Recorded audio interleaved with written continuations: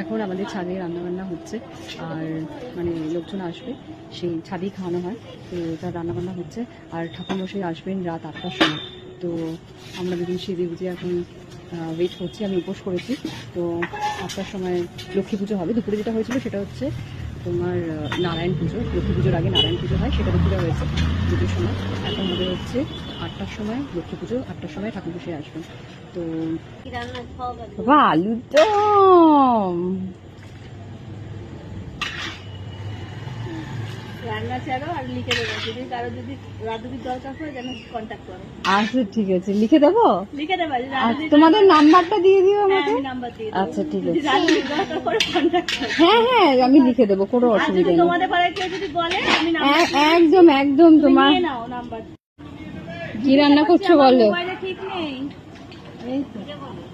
হ্যাঁ আমার মোবাইলে ঠিক হ্যাঁ, নেই। কি রান্না করছো? কি রান্না করছো বলো? লুচি, আলুর দম, আর চানা মশলা আর চাটনি। কি বলছি শুনতে পাচ্ছি না। আর কি এটা ঠাম্মার নাম্বার। কি কি এখনো আপাতত হয়েছে বলো? চাটনি হয়ে গেছে, চাটনি হয়ে গেছে, আলুর দমও হয়ে গেছে, চানা মশলা হচ্ছে, ময়দা মাখা হয়ে গেছে, লুচি হবে। লুচি হবে। 6:55। ঠিক আছে। তুমি কে হও?